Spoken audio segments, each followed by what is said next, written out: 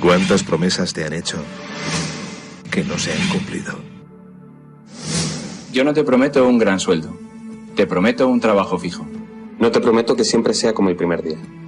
Te prometo que nunca te faltarán las fuerzas. No te prometo que todos tus compañeros resistan. Te prometo que se puede llegar hasta el final. No te prometo personas importantes. Te prometo personas que no saben cuánto valen. No te prometo que vayan a hacer caso de lo que digas. Te prometo que querrás repetirlo una y otra vez. No te prometo la comprensión de los que te rodean. Te prometo que sabrás que has hecho lo correcto. No te prometo que te vayan a pedir ayuda. Te prometo que te necesitarán. No te prometo una decisión fácil. Te prometo que nunca te arrepentirás.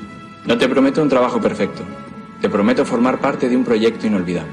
No te prometo que siempre vayas a obtener resultados. Te prometo que tu trabajo dará mucho fruto.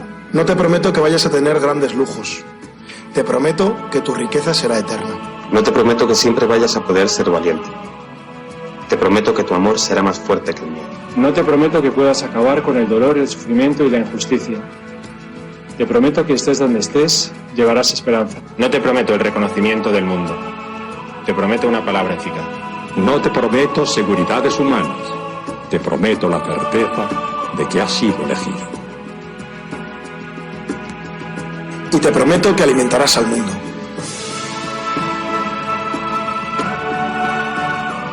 Unirás corazones. Acompañarás a los que sufren.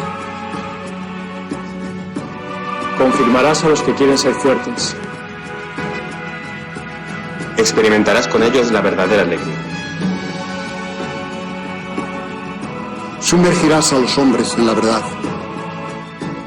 Y serás sacerdote, testigo de Jesucristo.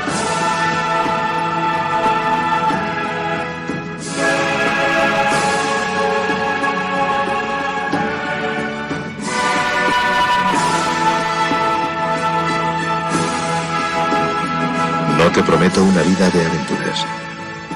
Te prometo una vida apasionante.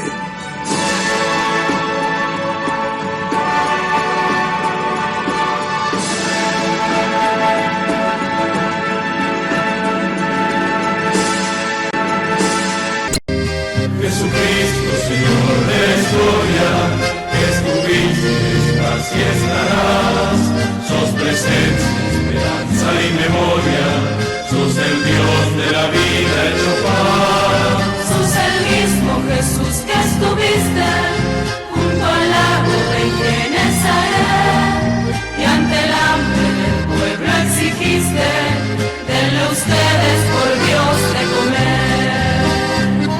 Quédate con nosotros, Jesús, te da miedo tanta oscuridad. No es posible morirse de hambre en la patria bendita del pan. Quédate con nosotros, Señor, que hace falta un nuevo Emaús. La propuesta será compartir como vos y en tu nombre, Jesús.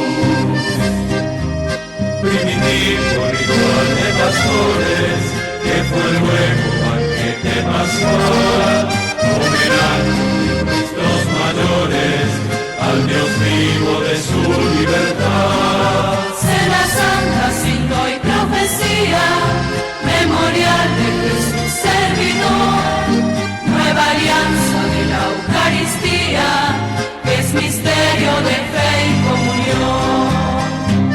Quédate con nosotros, Jesús, que da miedo tanta oscuridad.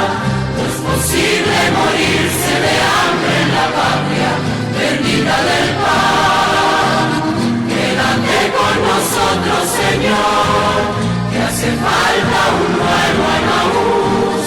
La propuesta será compartir como vos y en tu nombre, Jesús, Jesús. ¿Cuánto me gustaría que mirásemos menos la pantalla y nos mirásemos más a los ojos?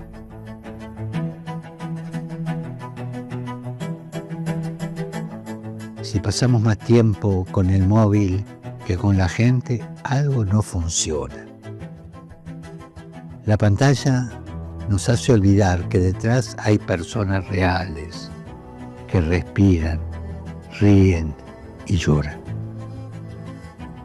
¿Verdad? La tecnología es fruto de la inteligencia que Dios nos ha dado, pero hay que usarla bien. No puede beneficiar solo a unos pocos, mientras que otros quedan excluidos. ¿Qué tenemos que hacer entonces? Usar la tecnología para unir, no para dividir, para ayudar a los pobres, para mejorar la vida de los enfermos y de las personas que tienen capacidades diferentes. Usar la tecnología para cuidar de nuestra casa común, para encontrarnos como hermanos. Porque cuando nos miramos a los ojos, descubrimos lo que realmente importa, que somos hermanos, hermanas, hijos del mismo Padre.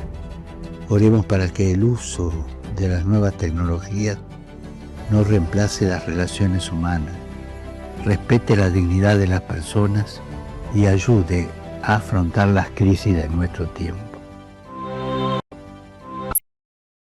Invitamos a todos los que están en sus casas, a los que están en los hospitales, a los que están en distintos lugares de internación, que no pueden salir por enfermedad, por debilidad, a los que los cuidan, a los presos, a los monjes y a las monjas de clausura, a que espiritualmente peregrinemos para alcanzar el don de esta indulgencia del Año Santo 2025. En el nombre del Padre, y del Hijo, y del Espíritu Santo. Amén. Pidamos perdón juntos. Señor, ten piedad. Cristo, ten piedad. Señor, ten piedad. Recemos el credo profesando nuestra fe en Dios en el ámbito de la Iglesia. Creo en Dios Padre Todopoderoso, Creador del cielo y de la tierra, y en Jesucristo, su único Hijo, nuestro Señor, que fue concebido por obra y gracia del Espíritu Santo.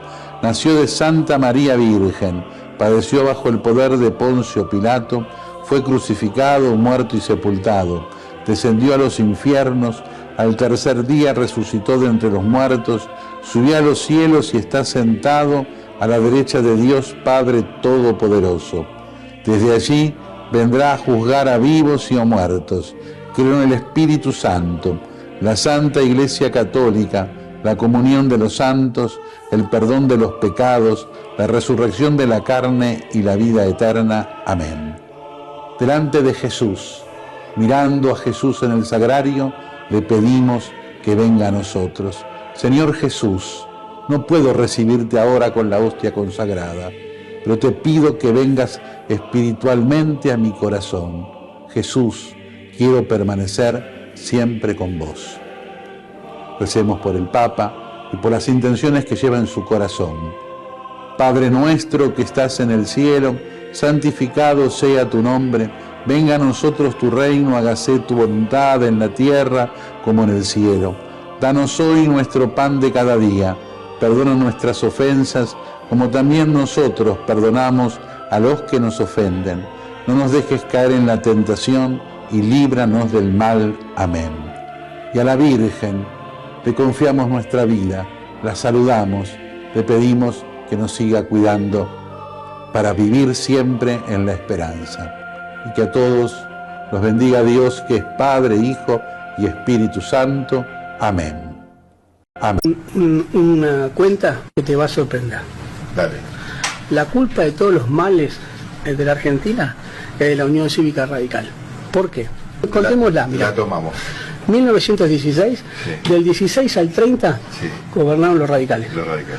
Del 31 al 43 gobernaron los radicales. Sí. Con la dictadura de Aramburu y Rojas, medio gabinete ministerial era radical. Ajá. Después gobernó Frondizi, que era radical. Después gobernó Ilía, que era radical.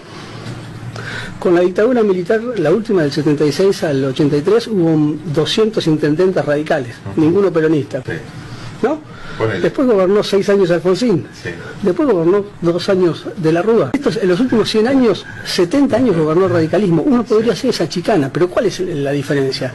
Uno no tiene la deshonestidad intelectual de saber o de decir que Irigoyen y Alvear no eran lo mismo. Y no eran lo mismo Alfonsín que de la Rúa. Yo no tengo esa deshonestidad intelectual.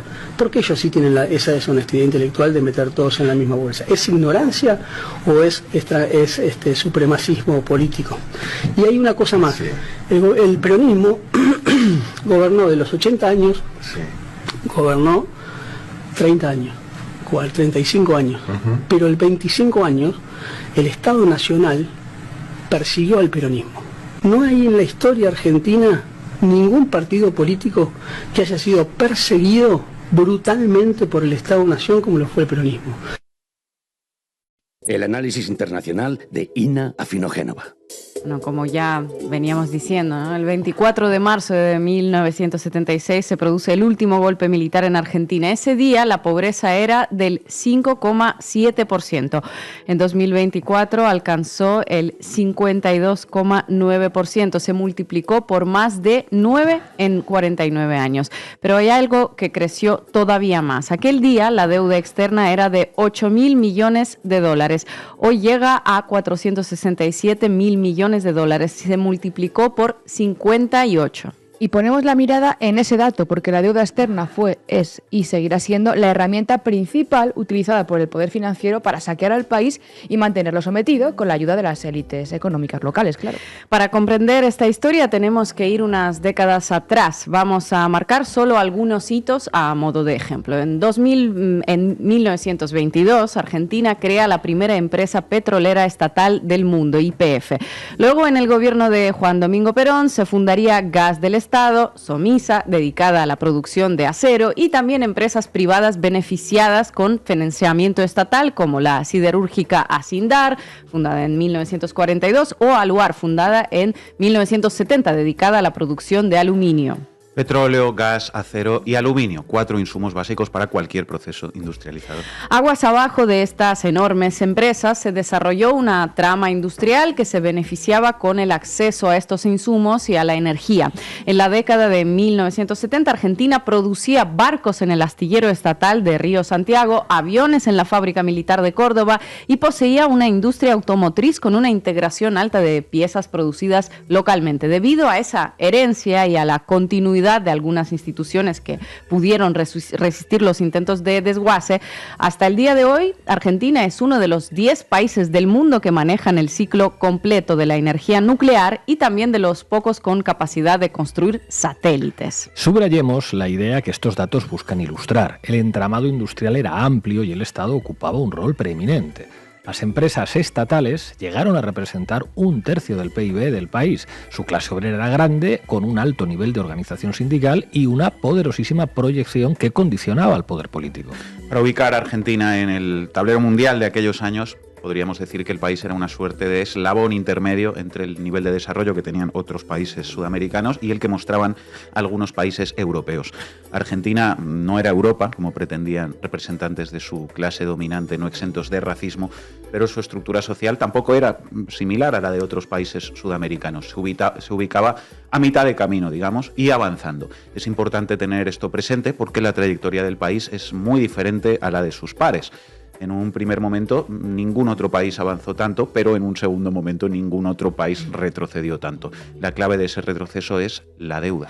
¿Cómo se rompió ese proceso que, si bien zigzagueante, era virtuoso? A sangre y fuego durante la dictadura de 1976. El primer capítulo de la ingeniería para esta regresión social fue la desaparición de 30.000 personas, obreros, militantes sindicales, sociales y políticos.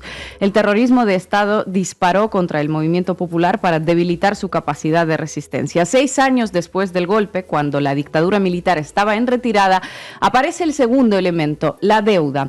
El primer eslabón de esa cadena fue puesto en su lugar en 1982 por el entonces director del Banco Central, Domingo Cavallo. Nacionalizó una deuda que estaba en manos de empresas locales y extranjeros y que en muchos casos no era más que un asiento contable manipulado. Un mecanismo que ya no sorprende a nadie, privatizar las ganancias y socializar las pérdidas. De esta manera, todos los argentinos pasaron a pagar una deuda que había beneficiado solamente a unos pocos empresarios. En fin, un proceso muy parecido al que está pasando actualmente a nivel mundial, especialmente después de la pandemia, según ilustra muy bien el economista Gary Stevenson, especialista en temas de desigualdad.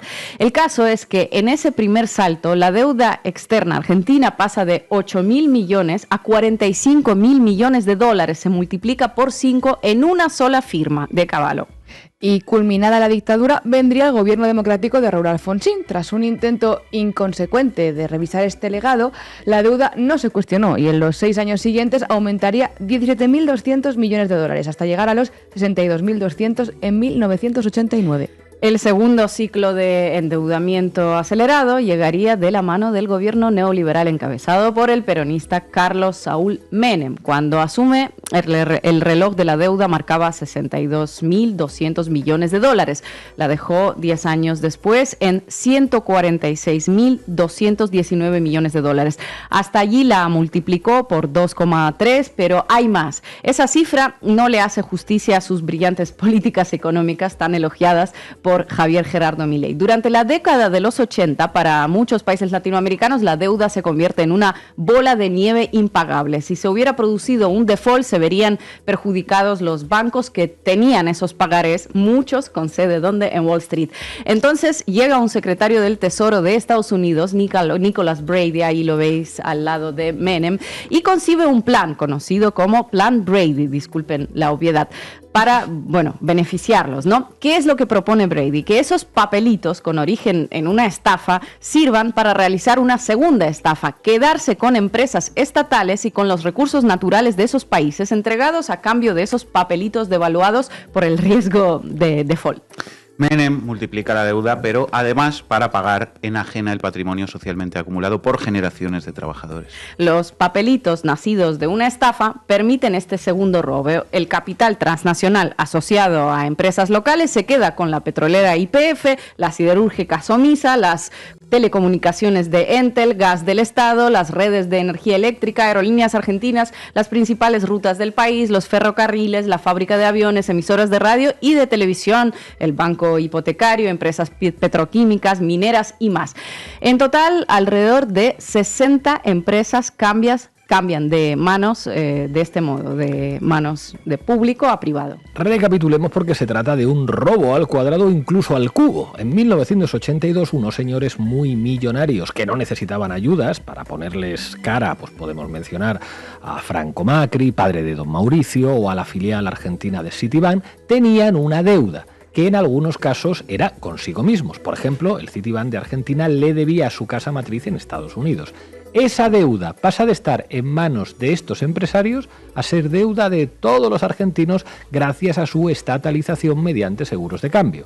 Desde ese momento, una parte de los impuestos que todos pagan deja de ser destinada a escuelas y hospitales y se destina a pagar la deuda privada de estas corporaciones. Hasta ahí el primer robo. El segundo es que hay un grupo de bancos internacionales que se benefician cobrando intereses por refinanciar esta deuda con un origen ilícito. El robo al cubo se completa cuando estos papelitos son utilizados para quedarse con las empresas más importantes del país. Así es, si los años anteriores fueron la gestación, en los años 90 se produce el parto. Nace una nueva Argentina saqueada, desindustrializada, que ya no es propietaria de sus recursos naturales ni de sus empresas y con niveles de pobreza que no había conocido en las décadas anteriores. Cuando hablamos de deuda, los medios de comunicación nos ubican en un imaginario como este. Una familia consume más de lo que puede pagar y entonces se endeuda. Muy irresponsable esa familia, vive por encima de sus posibilidades, etc. Ese esquema luego lo trasladan a un país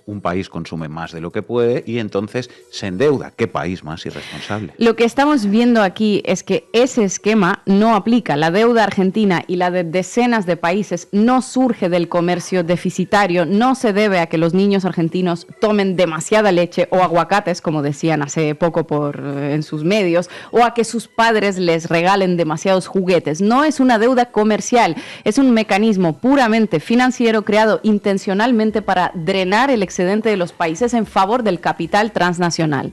En el libro Confesiones de un gángster económico se explica cómo funciona este mecanismo. Su autor, John Perkins, es un arrepentido, ¿no?, que trabajó para drenar a favor de los bancos de Wall Street los dólares producidos por los recursos naturales de los países subdesarrollados.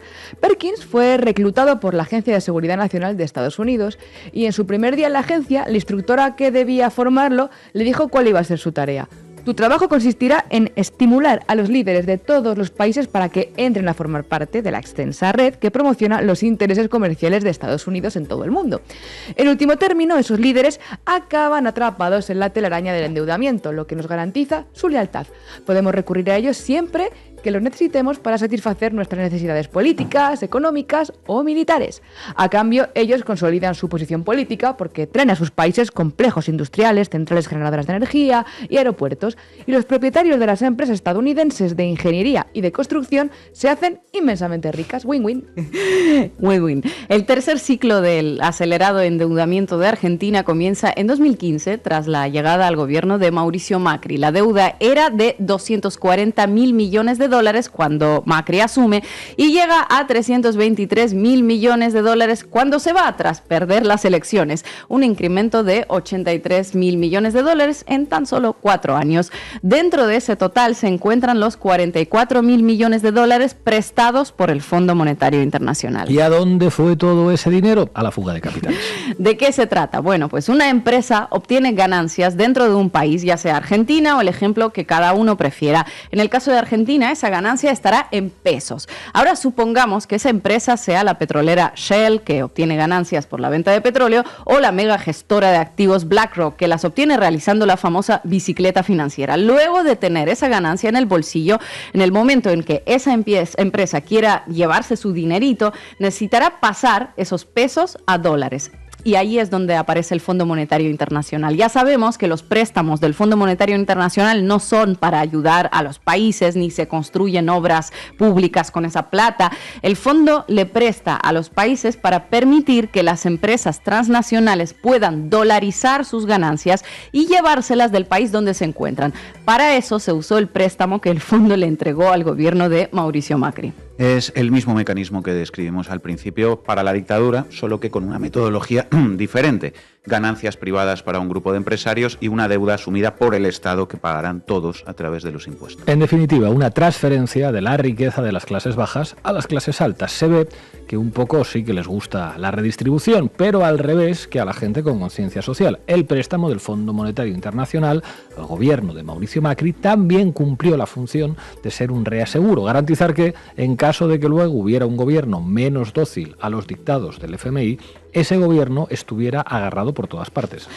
El plan salió perfecto. Alberto Fernández ganó las elecciones, pero nunca pudo estabilizar la economía del país. La necesidad de conseguir dólares para pagar deuda, la espada de Damocles del Fondo Monetario Internacional, sumado a la falta de convicción acerca de qué hacer, la pandemia y también luego la guerra en Ucrania, condujeron a ese gobierno al fracaso.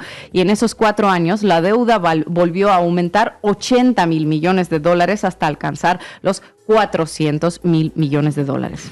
El paso siguiente es el que estamos atravesando.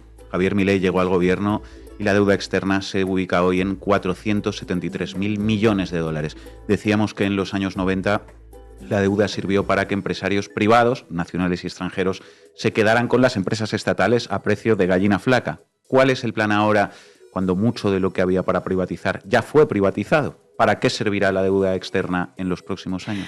Pues básicamente y entre otras cosas para quedarse con los recursos naturales y para imponer condiciones de explotación de esos recursos sin que queden beneficios para el país, para Argentina. El régimen jurídico para este nuevo capítulo del plan de saqueo fue establecido por el gobierno de Milei el año pasado. Nos referimos al denominado RIGE o régimen de incentivos para grandes inversiones.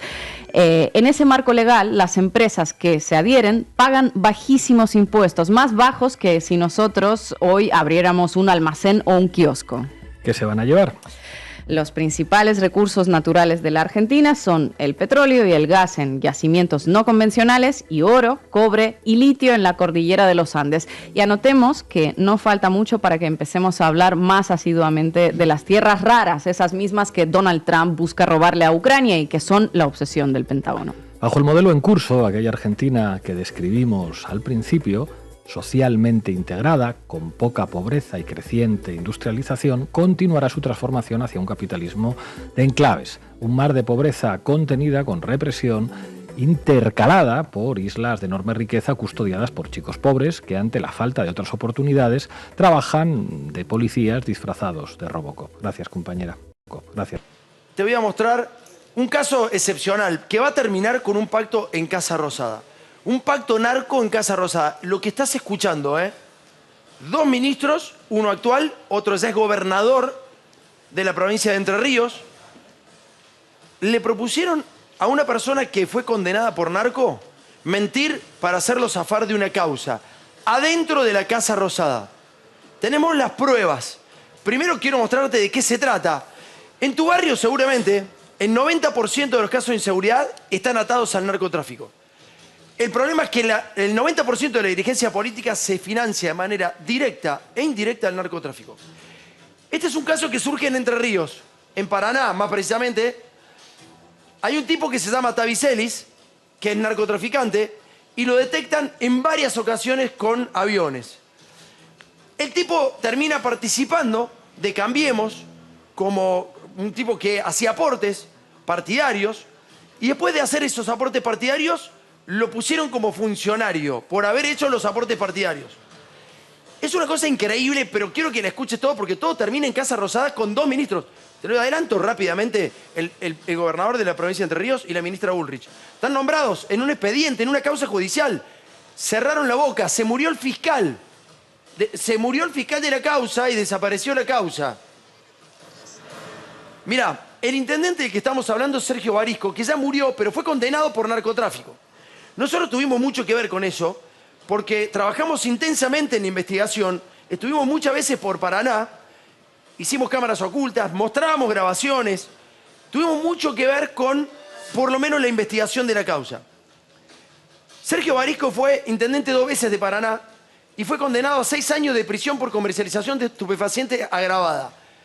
Este muchacho era el presidente de los intendentes radicales, presidía la cofradía de los intendentes radicales. Y en el medio aparece Rogelio Frigerio, que ya quería ser candidato a gobernador y decía, si hay un tipo de Cambiemos en el narcotráfico, yo voy a tener problemas. Entonces, como ministro del Interior, se produce una reunión en Casa Rosada y ahí se viene el quilombo grande. Primero quiero que veas cómo actuaba Bullrich. Un tuit de Bullrich contra Barisco. Todos se querían despegar una vez que el tipo es procesado. Pero ella va a participar de una reunión. Te vamos a mostrar la prueba, ¿eh? Dice, el intendente de Paraná, Sergio Barisco, acaba de ser procesado por el vínculo con el narcotráfico. Quien se ponga del lado equivocado tendrá su castigo. Para nuestro gobierno no existen amigos ni privilegios que nos frenen. Eso era una gran mentira de Patricia Bullrich. Siempre miente Patricia Bullrich de esa manera. Con hipocresía, total hipocresía, porque lo vas a ver, porque tenemos la prueba. Jamás lo diría si no tengo pruebas de lo que estoy hablando. Es la primera vez que lo vas a ver, ¿eh? Por eso hoy hablamos del infierno blanco que vive la Argentina. Dale.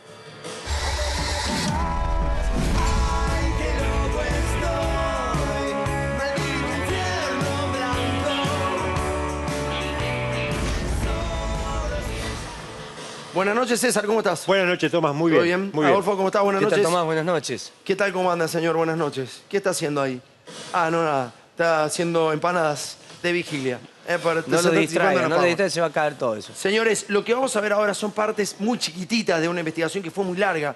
Nosotros estuvimos en Paraná en muchas ocasiones. Nos llevó 6 meses ir, volver, mostrar. Fuimos parte, digamos, de las pruebas que surgían de este expediente. Yo estuve en la casa del narcotraficante con la mujer, porque la mujer la habían dejado salir con una tobillera para estar con los nenes.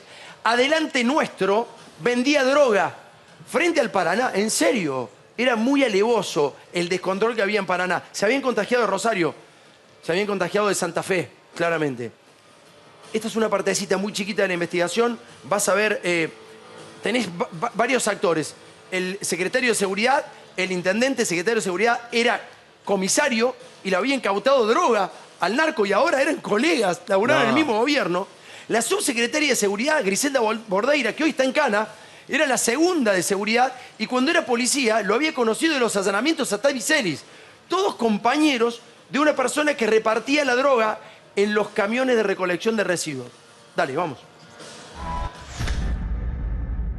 Bueno, estamos en Paraná. Le vamos a preguntar si está Sergio Barisco. En realidad nos han informado que sí está Sergio Barisco, el intendente, porque había dicho que iba a querellar a algunos medios nacionales que hablaron de una reunión de gabinete en la cárcel. Bueno, la declaración indagatoria de Hernán Jesús Rivero, que es el director general de la unidad número 2. Celis hacía reuniones con todos los directores. Él me llamaba desde el penal. Hacíamos reuniones de trabajo en su celda. O sea, la reunión de gabinete la hacían en la cana, en la casa de Tavi Celis La Verde. ¿Mano? Sí.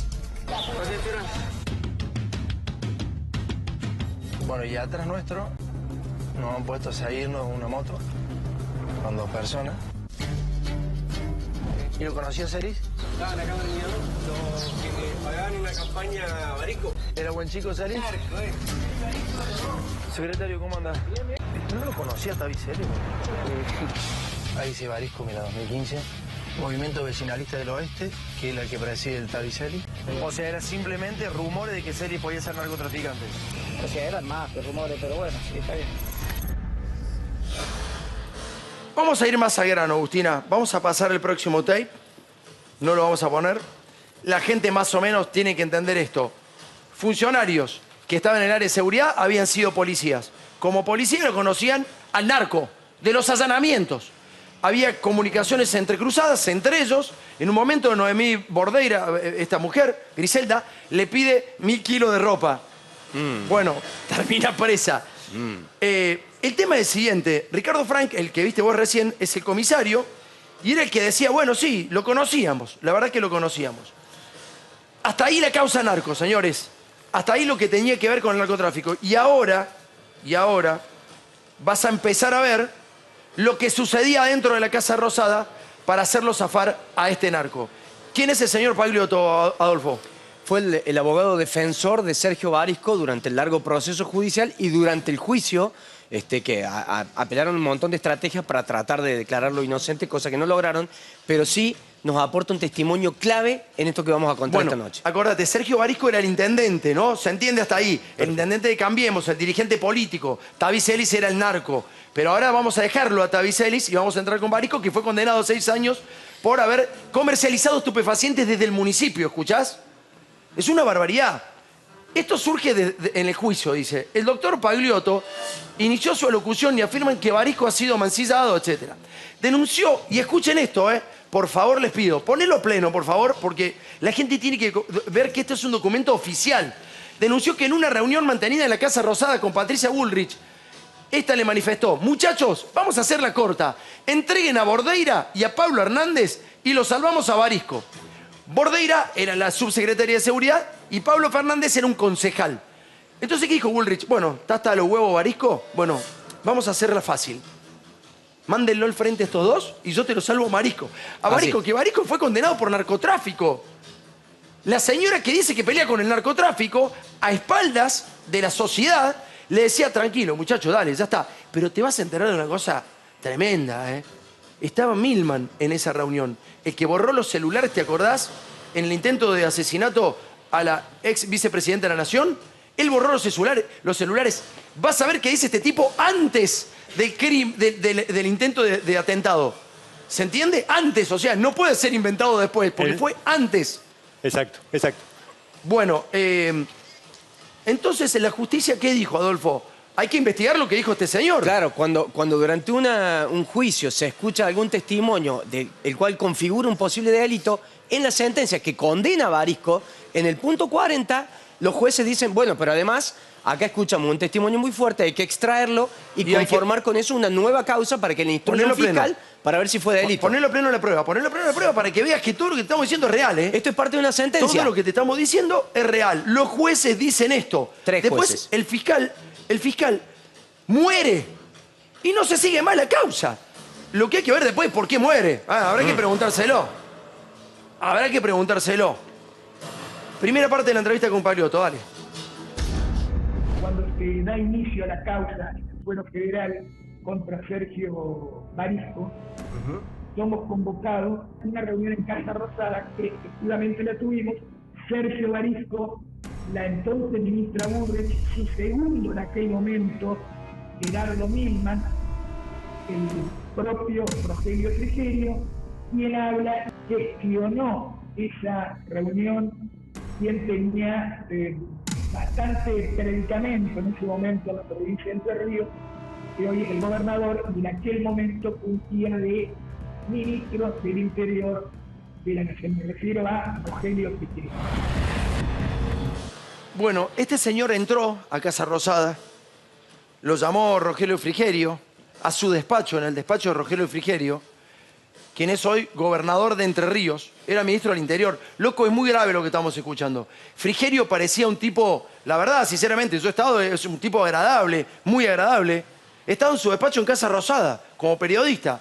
Parecía un tipo recontra agradable, Rogelio Frigerio. Es un caballero, vos lo ves. Nunca, jamás me hubiera imaginado esto. Sí de la ministro. La ministro es capaz de hacer cualquier cosa, eso ya lo sabemos. Pero uno creía que Frigerio era un tipo, digamos, de ley, un tipo institucionalista. La segunda parte, en el despacho de Rogelio Frigerio se producía la reunión. Dale. ¿Cómo fue esa reunión en donde estuvieron Bullrich, Frigerio y Milman, entre otros? ¿Qué pasó en esa reunión? En esa reunión, Bullrich ahí nos pareció ya una persona muy soberbia. En un momento me dice, bueno, vamos al grano. Yo, Sergio, te pido lo importante es que vos quedes exento, quedes fuera de todo este embrollo. Y hay una sola forma: descargar en la funcionaria de tu gobierno, Griselda Bordeira, y en el concejal Pablo Hernández toda la responsabilidad, es decir, que se hagan cargo, deslindar la responsabilidad en ellos dos, cosas de vos quedar bien. Y después, con el correr de los días, incluso Frigerio, cada vez que hablaba, me decía que recordarle a Sergio que está pendiente de esto, que lo piense. Frigerio te insistió varias veces con esto. Me dijo, vos sabés que la llave la tiene Sergio. Ya sabés la propuesta que le hizo Patricia Bullrich. Sergio Barisco fue condenado por narcotráfico. Condenado por narcotráfico. Y estos tipos adentro de la Casa Rosada le estaban dando los elementos para que no lo fuera. Es más, en un ratito vas a escuchar que Gerardo Milman le dijo: yo te borro la información del celular a un narco. ¿Me escuchás? Pero mirá, cuando Patricia Bullrich se juntaba en la Casa Rosada con este tipo a ofrecerle impunidad, con Rogelio Frigerio, en el despacho de Rogelio Frigerio, un despacho público, a un narco, se iba lo de Mirta Legrand y mirá lo que decía. Yo era ministra de Seguridad, tuve un caso de vinculación con el narcotráfico de un intendente de Juntos por el Cambio de la ciudad de Paraná, Barisco, que ahora murió. Y yo no dudé, que no me importaba que fuera de nuestro partido. Yo no dudé en que había que hacer una investigación y si él era responsable de vincularse con el narcotráfico, tenía que ir preso como los monos. Lo importante es que todos tienen que ser iguales ante la ley, que vos no le puedes dar un privilegio a alguien por ser de tu partido. Tiene una causa esta señora por haberse juntado con los monos. Barisco, señora, ¿por qué es tan mala? ¿Por qué es tan hipócrita? ¿Por qué es tan mentirosa? Mirá, si vos decidís ser parte del narcotráfico, por lo menos los monos son más respetables. Porque no te dicen, nosotros vendemos fruta en el mercado. ¿Entendés? Es mucho más respetable. Vos sabés quiénes son los monos. Lo mismo para Frigerio, ¿eh? Claro, muestran las cartas y dicen, nosotros jugamos de esto, nos la bancamos. Esta mujer dice, yo no dudé en entregarlo, cuando en realidad le estaba ofreciendo impunidad a cambio de que entregara a otros dos. Señores, la segunda reunión se produce en Olivos, en un partido de fútbol de Mauricio Macri. Mauricio Macri jugaba en Olivos los fines de semana y Rogelio Frigerio lo llama al abogado, a Pagliotto, y le dice, venite a Olivos que hablamos al lado de la cancha. Y tuvo que ir con el tipo condenado por narcotráfico al costado de la cancha de Olivos. Esto era en terrenos, en tierras donde se gobierna. Es una locura, le daban elementos a un narco para que zafara. Fíjate, dale. Nosotros tuvimos dos reuniones. Una reunión en Casa Rosada con Patricia Bullrich, Gerardo Milman, en el despacho de Rogelio Frigerio. Y luego tuvimos una segunda reunión con Rogelio Frigerio en la quinta presidencial de Olivos. ¿Por qué? Porque ese día Frigerio iba a estar, era un fin de semana, ellos tenían un equipo de fútbol, jugaban al fútbol y bueno, para precisamente no posponer la reunión, nos atendió y estuvimos más o menos 40 minutos. Bueno, es impactante, ¿no? Es impactante y creo que es absolutamente constatable lo que está denunciando el abogado, ¿no? Porque son dos reuniones que no tendrían por qué suceder en el contexto de la Casa Rosada, la Quinta de Olivos. Tiene las llamadas. No tiene ninguna explicación. Tiene las llamadas, tiene los ingresos. Están los ingresos de la Casa Militar a Olivos, exactamente. O sea, digamos, claro, hay mucha prueba. Y sí. Ahora, fíjate la impunidad con la que actúan, que no tienen problema en dejar todas esas pruebas a la vista, porque saben que no pasa nada. Vas a escuchar ahora algo mucho más grave. ¿Te acordás que se decía en el intento del crimen que le habían hecho a la ex vicepresidenta de la Nación, que Gerardo Milman y Patricia Bullrich le borraron los teléfonos a la secretaria de Milman porque se presumía que Milman podía tener que ver con ese atentado? Mirá. Estuvo presente junto con Frigerio Bullrich Gerardo Milman. Inclusive, Gerardo Milman le ofreció limpiarle el teléfono.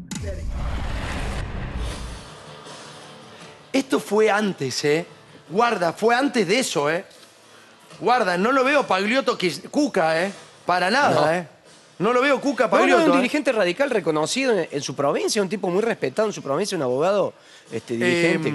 Nosotros, después de haber hecho toda la investigación, en el momento en que estábamos en Paraná, le pudimos hacer una nota a Barisco. Y Barisco es como que, de alguna manera, usaba la entrevista para mandarle un mensaje a Frigerio. Usaba la entrevista para mandarle un mensaje a Frigerio. Mirá. Cambiemos de alguna manera con eso y los tuits de Patricia Bullrich, un comunicado nacional que en un ratito se lo leo, empieza como a desconocerlo. No, no es así. Yo he hablado con el ministro del Interior, he hablado con la ministra de Seguridad, ¿sí? Porque compartimos la campaña, digamos, hay filmaciones, fotos. ¿Tengo contacto? Sí, tengo contacto. Sí, obviamente, porque la parte tiene una predisposición hacia la provincia de Entre Ríos. Tengo fotos. Tiro la toalla, a esta altura ya tiro la toalla, ya es una cosa de loco. El tipo era vivo y decía, bueno, no me van a soltar la mano porque yo también fui parte de ellos y ellos fueron parte de lo mío. De hecho, en un momento, cuando Macri va a Paraná, se suben a un auto custodiado por el narco Tavis Ellis, ¿entendés? Es muy grave porque Tavis Ellis controlaba de la droga, por lo menos en la ciudad de Paraná, de una manera alevosa desde el propio Estado. Ahora, Rogelio Frigerio, que hoy es gobernador de la provincia de Entre Ríos, otra provincia con mucha circulación de merca sobre el río Paraná, en todas las costas. De hecho, hay un narco mexicano muy importante, uno de los más importantes de Argentina, de los que no se habla, con contactos con Hugo Chávez. Y vive acá, en La Paz, en Entre Ríos. Es uno de los narcos más importantes. Se dice, cuando se hablaba de la causa Loan, que quien estaba detrás de eso era este narco. Es uno de los más importantes hoy en la Argentina. Está en La Paz. De ahí labura. Y muchísimos episodios hubo en Entre Ríos de avionetas narcos que despistaron y que cayeron y que hubo grandísimos secuestros de droga. Muchos. Che, se está pudriendo todo. Hay olor muy feo en la Argentina. Ahora, si el gobernador de Entre Ríos es capaz de hacer un pacto narco junto a una ministra de Seguridad, bueno, muchachos, ya está. O sea, no hablemos más nada. No hablemos más nada y digamos que vamos a ser un país con altísima circulación y consumo de droga. Esto se explica un poco lo que está pasando en los barrios. Esto explica lo que pasa en los barrios. Porque en Paraná estaba atestado de droga. Había pibes. Nosotros estuvimos muchas veces. Tuvimos contacto con la causa de manera muy directa. Y en un momento hasta el narco nos hizo ir a la cárcel. ¿Entendés? Para hablar con él, para que nos contaran. Las conexiones eran con todos estos tipos. Y el narco decía, si a mí me dejan más de tantos años, yo voy a hablar y voy a contar esto, esto, esto y esto. Entonces, estaba toda la política recontrametida y lo está. Están comprometidos, no con la gente, sino con la droga. La última parte de la entrevista con Pagliotto que hizo Adolfo, dale. A ver, ellos tenían una visión maquiavélica. Lo importante no era el medio empleado, sino el fin. El fin era sacarlo a hacer eso, que además no era cualquier cosa. Cualquier persona era nada más y nada menos que intendente de la capital de la provincia. Augusto, ¿está el de Libarona? Por las dudas. Bueno, el abogado, en un momento de Barisco, ¿quién era? Sí, se sumó al grupo de abogados el que hoy es ministro de Justicia, Mariano Cunioli Barona. O sea, el abogado Barisco en un momento no tiene fue... nada de malo ser abogado, pero está defendiendo narcos. Yo no estoy diciendo nada. Yo estoy diciendo, si vos vas a defender narcos, claro, es raro que después te pases del otro Es lado. cierto. O sea, yo no estoy diciendo nada, si está bien, mal. Cada uno decide hacer de su vida lo que quiere. Yo no lo haría. Para mí sí está mal. Yo no lo haría. Yo no defendería nunca un narco desde el periodismo. Viene alguien y me dice, che, loco, mirá, tenés esta propuesta, te dan $100.000, $1.000.000, tenés que defender al narco. Andá a defenderlo vos, papá. Claro. ¿Qué querés que te diga? O sea, para mí está mal. Ahora, si lo agarra otro, que lo agarre, no me importa. Lo denunciaré si lo sé. Lo denunciaré si lo sé. Pero yo no lo voy a agarrar. Para mí sí está mal. Yo no defendería nunca un narco. Esa es la verdad. Mirá, Adri. Al tiempo asume como tercer defensor de la causa el doctor Mariano Cunioli Barona, el actual ministro de Justicia de la Nación. Y Mariano vino muchísimas veces a la ciudad de Paraná para asistir y asistirlo a Sergio. Bueno, señores, parece que Frigerio, con esos pantaloncitos claritos, que se hacía pasar como un pibe de la escuela, como un buen pibe de la escuela, de clase alta, no se enteró que esto revienta la cabeza de los pibes, que trae esto, mucho de esto, que trae muchas balas, que trae inseguridad, que trae muerte, que está arruinando a nuestros pibes. No sé qué está haciendo hoy el gobernador de Entre Ríos, o sí, me lo imagino. Porque si era capaz, en la propia Casa Rosada, de darle una estrategia a una persona que después fue condenada a 6 años por narcotráfico, es capaz de cualquier cosa, con tal de llegar y hacer negocio, ¿no? Y bueno, es que es lo que dijiste al inicio, la política se financia en la droga. Y eso, la verdad, es un círculo que cuesta muchísimo romper, porque están todos de acuerdo en que eso siga vigente. Y Tomás, no era cualquier causa, era una de las causas más importantes de la provincia de Entre Ríos de narcotráfico y estábamos hablando de una organización transnacional, ¿no? De narcotráfico. Sí, claro. Importantísima, claro. La verdad que no. Yo acá lo veo en las fotos, a Frigerio, me voy a poner de espalda para ver la foto, y el tipo aparece con un matecito en la mano. Tiene cara de buen tipo, ¿no? Mirá vos, mirá los ojitos, mirá, va con el mate. Bueno, muchachos, nos cagaron de vuelta. Tiene la palabra el diputado Juan Marino. Gracias, presidente. Adhiero a las palabras de la diputada propinante y agrego que es muy importante que hoy votemos la creación de la comisión investigadora, las interpelaciones y los pedidos de informes, porque nosotros vimos al presidente de la Nación cometer un delito penal. Lo vimos en vivo y en directo en las redes sociales, a la vista del país entero, a la vista del mundo entero, ser partícipe necesario de una estafa internacional millonaria. Eso fue lo que hizo Javier Milei.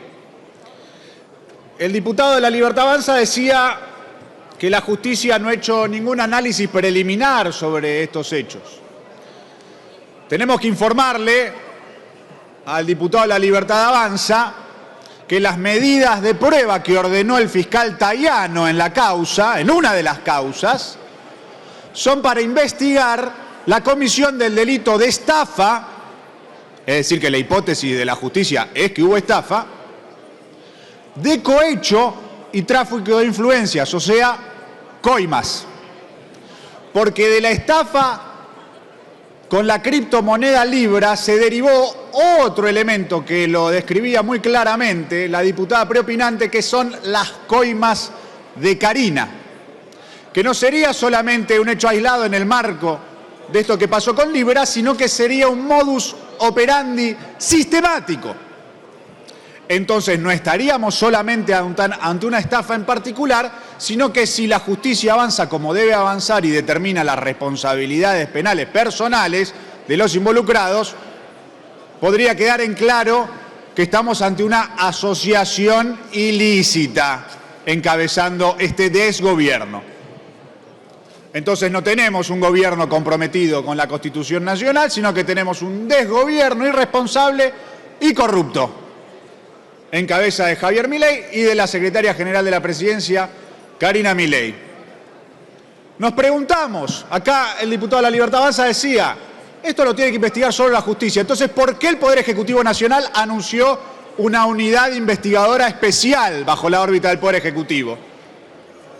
Y aprovecho para preguntar, ¿cuál es el resultado de la investigación de la Oficina Anticorrupción y de la Unidad Especial de Investigaciones que crearon para investigar lo que pasó con esta criptomoneda Libra? El pueblo argentino no conoce ningún resultado. Han pasado meses y no conocemos ningún resultado de esas supuestas investigaciones. Por eso tiene que haber una comisión investigadora en el marco de este Congreso. Le aclaro otra cosa más. Nos decía que queremos entrometernos en la facultad del Poder Judicial. No. Queremos ayudar a que el Poder Judicial pueda avanzar lo más rápido posible y con la mayor cantidad de elementos posibles. Es más, le digo una cosa. En una reunión de la Comisión de Comunicaciones de esta Cámara, a la que decidieron no asistir los miembros del bloque de La Libertad Avanza y del PRO, vinieron especialistas en criptomonedas cuyos testimonios fueron tan valiosos, dejando en claro que hubo una estafa y cómo fue la dinámica y la mecánica de la estafa, que el fiscal Tayano, por su propia iniciativa, nos solicitó a nosotros que le enviáramos la versión taquigráfica y la grabación de la reunión para incorporarlo como medida de prueba en la investigación judicial. Así fíjense que el Poder Judicial no piensa que nos estamos entrometiendo, al revés, piensa que estamos colaborando para que haya justicia y para que no haya impunidad. Porque acá no estamos frente a un problema eminentemente político, estamos ante un delito penal cometido por el presidente de la Nación, Javier Milei, y por la secretaria general de la Presidencia, Karina Milei, por lo menos. Que explique, si no, por qué recibió en la Casa Rosada a los perpetradores de la estafa, qué discutieron en esas reuniones. En las entrevistas mediáticas que le hicieron al presidente, el presidente decidió encubrir a los estafadores. Cuando le preguntaron por Hayden Mark Davis, por Mauricio Novelli, los encubrió. El presidente mintió en reiteradas oportunidades. Dijo que se encontró por ahí lo del proyecto Libre y lo difundió. Le dijo, vamos, el primer lugar en las redes sociales y en internet donde aparece el número de contrato de la criptomoneda Libra fue el tuit del presidente Javier Milei. Es un mentiroso. Después dijo otra cosa, dijo que los que invirtieron ahí, bueno, tenían que aceptar que era como un casino. Pero en el casino no está marcado de antemano qué número va a salir en la ruleta. Acá sí ya sabían qué iba a pasar. Y por eso fue una estafa. Porque le dijeron a los inversores que iba a ser un proyecto de inversión a favor de las pymes en Argentina y finalmente era una estafa organizada previamente por un pequeño grupo de gente que se benefició a costa de miles de personas a nivel mundial. Eso fue lo que ocurrió. Y eso fue lo que el presidente no pudo explicar en todas las entrevistas mediáticas que dio. Por eso tiene que haber una interpelación, pedido de informes y comisión investigadora, porque lo que han explicado no ha satisfecho a nadie. Por eso, señor presidente, señoras diputadas y diputados, es fundamental que avancemos en la votación de estos proyectos de comisión investigadora, interpelaciones y pedido de informes. Hoy tenemos en la Argentina un presidente estafador y una secretaria general de la presidencia coimera. Y no podemos convalidar con nuestra inacción y con nuestro silencio que reine la impunidad. Muchas gracias, señor presidente. Gracias, diputado Marino.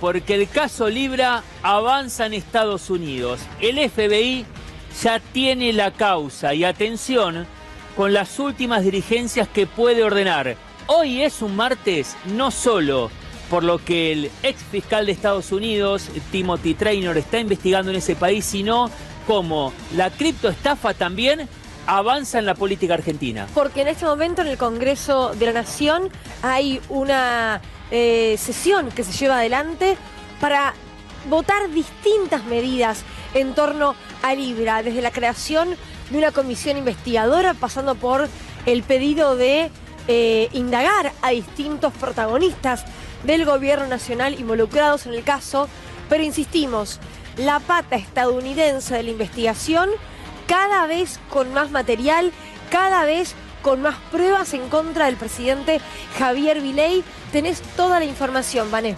Exactamente, bueno, el FBI ya tiene el expediente en el cual se investiga el caso Libra en la Argentina. El FBI tiene en su poder copia de todo lo que el fiscal Eduardo Tayano ha realizado acá en la Argentina, los allanamientos, todo lo que ha encontrado y todas las imputaciones que hay acá en la Argentina ya están en poder del FBI. ¿Por qué lo tiene el FBI? Porque hay varias causas abiertas en Estados Unidos, lo venimos contando. Hay una acción de clase, se está preparando una gran denuncia penal que va a estar a cargo de un ex fiscal de Nueva York, Timothy Trayton, está preparándolo. Y hay uno de los abogados denunciantes del caso acá en la Argentina, que es Gregorio Dalbón, está en Estados Unidos, se va a reunir mañana con el ex fiscal y hoy tuvo una reunión hace muy poquitas horas, una reunión en el FBI. Y el FBI le pidió a Dalbón copia de todo el expediente. Le alcanzó no solamente las copias de lo que hay acá en la Argentina, sino también un pendrive conteniendo distintos videos, imágenes y dichos de Milei sobre el caso Libra. Esto es importante a la justicia de Estados Unidos. ¿Qué valor le da la justicia de Estados Unidos a la promoción del caso Libra del 14 de febrero cuando el presidente Javier Milei lo promocionaba? Le da mucha importancia, le da importancia a lo que publicó en su red de Twitter porque subió el contrato. Estados Unidos considera que hubo una difusión y al haber una promoción y un posterior cierto arrepentimiento por parte de Milei, eso en Estados Unidos, según fuentes que yo pude consultar, lo consideran una confesión por parte de Milei. Y están mirando muy atentamente estos videos, estas declaraciones que hizo Milei posteriores al lanzamiento de Libra, ¿no? Después de que saltó el escándalo, Milei dio algunas notas periodísticas, explicó acerca de la difusión o la promoción. Bueno, él hace diferencia entre esos términos. Y si querés, lo escuchamos, Milei. Esto es lo que tienen en Estados Unidos. O se estaba generando ruido, ante la duda, me corro. Es decir, ¿por qué? Porque, digamos, hay que, digamos, o sea, justamente, si hay duda, digamos, entonces me tengo que correr. Si vos vas al casino y perdés plata, digo, ¿cuál es el reclamo? Si vos sabías que, digamos, tenía esas características. Es decir, entonces es muy interesante que aquellos que participaron en ello, no solo que lo hicieron voluntariamente, es un problema entre privados, porque acá el Estado no juega ningún rol, digo que eso quede claro, y además lo hicieron voluntariamente. ¿Y está bien que el presidente lo promocione eso? Yo no lo promocioné, yo lo que hice, lo difundí. Bueno, es lo mismo. No es lo mismo, no es lo mismo. Bueno, o sea, sacale promocionar, difundir. Está bien que el presidente difunda eso sabiendo los riesgos que tiene. Pero, a ver, yo soy un tecno-optimista fanático. Y tengo una pasión por la tecnología y yo quiero que Argentina se convierta en un hub tecnológico. Entonces, toda propuesta, ¿sí?, que vos te encuentres que pueda mejorar el financiamiento, como es en este caso, digamos, para lo que sería... A ver, este video, Vane, que es una entrevista que dio el 17 de febrero Javier Milei a Jonathan Viale, entrevista que muchos recuerdan por la interrupción de Santiago Caputo, pero la verdad, y esto lo digo con mucha honestidad intelectual, de las entrevistas que le hacen a Milei sus periodistas amigos, era de las pocas con repregunta. Viale intenta en algún momento como decir, pará, promocionar y difundir es lo mismo. Digo, pinchá un poco, Viale, y por eso Milei se pone tan nervioso. Bueno, este video que acabamos de ver es el video que la justicia de Estados Unidos analiza. Es el video que lo tiene el Departamento de Justicia y también el FBI, donde hay denuncias, donde hay reportes de operaciones sospechosas. Eso lo venimos contando. El FBI ya tiene en su poder elementos como para impulsar una investigación y ahora va sumando y suma todo lo que está ocurriendo en la Argentina. Ahora sumó el expediente que lleva adelante el juez Tayano y también sumó el video que acabamos de ver, porque para la justicia de Estados Unidos o para el FBI por lo menos, es importante esto de que el propio presidente reconozca que difundió o promocionó, como quiera llamarle, como lo dice el periodista. Es prácticamente lo mismo difundir que promocionar. Y para el FBI es verdad, es lo mismo. y eso podría ser encuadrado en una figura delictiva. Atenti con eso, que lo dicen personas que están investigando dentro del FBI y en el Departamento de Justicia.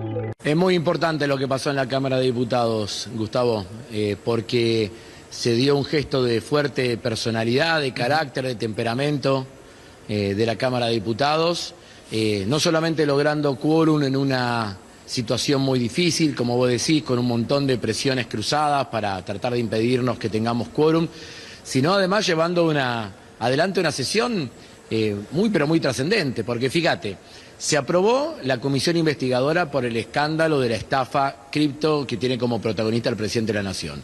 Se aprobaron las interpelaciones a los funcionarios. Exacto. Se aprobaron pedido de informes, todos sobre el caso Libra. Se avanzó además en un tema trascendental que es un pedido de informes vinculado a la obra pública, muy especialmente al desastre y al desfinanciamiento de la obra de vialidad. También pudimos emplazar a las comisiones para tratar la emergencia en discapacidad y mañana mismo ya se emplazaron a las comisiones para que podamos avanzar en la agenda de los jubilados. Estamos hablando de una actualización de los saberes de emergencia, estamos hablando de la prórroga de la moratoria previsional y estamos hablando también de la importancia de los medicamentos gratis para los jubilados. Así que tenemos una muy buena agenda y que fue el resultado de una tarea colectiva. Vos sabés que a veces las cosas no salen como uno quiere y nos quedamos con la sensación del esfuerzo, pero de no lograr los objetivos. Bueno, hoy hubo un esfuerzo enorme y nuestro bloque con mucha fuerza, con mucha pasión, acompañados por otros bloques, hemos logrado el objetivo. Todo, nunca paró de subir nada. Lo que es luz, gas, combustible, todo lo que es la materia prima que conlleva hacer el PAN, la factura, todo. No hay algo específico que vos me digas se disparó. Nosotros hace un año nos tocábamos el precio del producto y no era porque no lo necesitábamos aumentar, sino porque tenemos una baja en el consumo de un 50% y si no lo vendíamos al precio que lo teníamos, menos vamos a vender con un aumento. Pero ya el costo de producción nos tapó, así que ahora no nos queda otra, lamentablemente, que salir con un aumento. Claro. Esto es interesante lo que decís, Martín, porque hacía un año que estaba relativamente tranquilo y ahora de golpe despertó. ¿Les explican, pienso en las bolsas de harina y los otros elementos que se le ponen al pan, ¿les explican cuál fue el motivo de este aumento? Y no, que venían con un retraso en los aumentos, pero bueno, te quiero aclarar, nosotros en este año que no aumentamos el pan, no era que no aumentaran los insumos, las cosas, era que nosotros no lo queríamos aumentar porque tenemos una baja en el consumo impresionante. Sí necesitábamos aumentar, ahora aumentamos un 12%, pero nos daba para aumentar un 18, un 19%. Claro. Pero si la gente no tiene un peso en el bolsillo, es complicado, la gente hoy compra lo que puede y no lo que quiere. Obvio. Ahí estás dando datos, ¿no? Baja el 50%, los otros días hablábamos con un colega tuyo que venden al 50% las facturas del día anterior. ¿Te pasa eso, Martín? Sí, nos está pasando, lamentablemente nos está pasando. Mirá, yo vengo de panaderos, ¿no? De acá, que trabajo desde muy chiquito y siempre donamos la factura, el pan, claro, todo lo que nos sobra. Pero lamentablemente al perder tantas ventas, tenemos que recuperar aunque sea el costo de producción, algo como para poder solventar los gastos, nada más. Claro. Los otros días también hablaba con panaderos conocidos que me decían, antes lo normal era dame un kilo o dame tal cosa, ahora es tengo esto, ¿para cuánto me alcanza? Exactamente, la gente aprendió a comprar por unidad. Te compra, dame una flauta, 2 cuadraditos, dame una factura. ¿Una factura? Ya no te lleva más. Una factura, y una factura hoy está a 800 pesos. Un sándwich de miga, un sanguchito de miga, 1.500 pesos. Eso es comer caviar. Nosotros en el pan tenemos una baja de consumo de un 50%. En lo que es pastelería, sanguchería y todo eso, tenemos entre un 75 y un 80% de baja. Si vos te pones a fijar, en la heladera tenemos vacía, tenemos lo que se vende nada más y el resto lo hacemos todo por pedido. Claro, no me hacemos imagino más que... por buen trabajante. Me imagino, Martín, que la confitería, bombones, torta, quedó, no digo en el olvido, pero es como vos decís, a pedido, ¿no? Es a pedido. Hoy me preguntaba un colega tuyo por la rosca de Pascua. Y yo le respondía, le digo, te voy a decir lo mismo que dije en diciembre con el pan dulce. La gente no puede comer pan y va a comer rosca de Pascua, va a comer pan dulce. 1 kilo de masa fina, eso ya no se ve más. Claro. Hace Martín... mucho. Pero bueno, es lamentable que hoy un chico en un barrio no pueda comer una factura, no pueda... 1 kilo de pan hace un montón que no vendemos 1 kilo de pan. ¿En serio? Es todo, dame por 500 pesos. Claro. Wow. Por 500 pesos, por 1000 pesos, por 500 pesos se llevan una flauta. Es lo que te decía, ¿no? Que viene la gente y dice, tengo esto, ¿qué me puedo llevar? ¿Y huevo de Pascua tenés este año, Martín? No, huevo de Pascua no vamos a tener este año. No. Está muy caro los huevos de Pascua. Está terrible. Está muy caro. Terrible, está terrible. ¿Cuánto hace que laburás? Lo que Me pasa decías es que el venís de costo de familia producción- panadero. ¿Cuánto hace que trabajás Sí. vos? Sí. Y yo hace 20 años que estoy a cargo de una panadería. ¿Y se parece a qué? En estos 20 años... Esta situación, yo sé que siempre las situaciones son bien distintas, pero ¿se parece a algo que ya hayas vivido? Y en el 2001, de la situación económica, en el 2001, sacando de lado todo lo que fue el 2001, ¿no? Que fue un desastre, pero en la situación económica estamos parecidos, Claro, lamentablemente, obviamente. ¿no? Porque a uno no quiere que le vaya mal a ningún gobierno, porque queremos que a todos los... A ver, como yo siempre digo, la política del panadero es que la gente pueda comer pan y que el panadero no se funda. Hoy tenemos, en estos 2 años, tenemos 1000 panaderías cerradas, 1000 puestos puestos de trabajo. Vos calculale, una panadería, por más chica que sea, tiene 4 empleados. Claro. En 1000 panaderías, ¿cuántos empleados se quedaron? Claro. Solamente ¿Cuánto? empleados. Después... Sí. ¿Cuánto me habías dicho la comunacha? 7.000 pesos. No, pues acá se enojan. Viste que ahora también tenemos grieta en la panadería. En la rosca. En la rosca de pan. Tenemos grieta en la rosca, Gravia. Porque me escriben y me dice, acá en Chango Más, no puedo decir Chango Más si no lo diría. La comunacha vale 4.500. No, pero no vas a comparar una Bueno, panadería che, yo artesanal con la de un supermercado. Qué difíciles que son. Lo tengo ya bastante cruzado, señor Rabanal. Bueno, no, yo les cuento, obvio. ¿No? Es incomparable la que viene envasada a la otra, a la comunacha nuestra, Martín. Exactamente. ¿No? Exactamente, sí, es así. La otra son fábricas que hacen... Vos el pan dulce que comiste este año lo hicieron en diciembre del año pasado. Claro. O sea, no podés competir, no podés competir. Pueblo que escucha, únete a la lucha. Pueblo que escucha, únete a la lucha. Pueblo que escucha, únete a la lucha. Pueblo que escucha, únete a la lucha. Pueblo que escucha, únete a la lucha. Pueblo que escucha, únete a la lucha. Pueblo que escucha, únete a la lucha. Pueblo unido, nunca vencido. Pueblo unido, nunca vencido. Y luche, luche, luche, no deje de luchar. Y luche, luche, luche, no deje de luchar. Por un canto de obrero, obrero y popular. Y luche, luche, luche, no deje de luchar. Pobre el pobre que no luche, siempre callado nomás. Le han de robar su guitarra, nunca más ha de cantar. Y luche, luche, luche, no deje de luchar. Y luche, luche, luche, no deje de luchar. Por un canto de obrero, obrero y popular. Y luche, luche, luche, no deje de luchar. Pueblo que escucha, únete. Cosas tiene mi pueblo que no las puedo callar. Cualquiera viene y le ofende y él calladito nomás.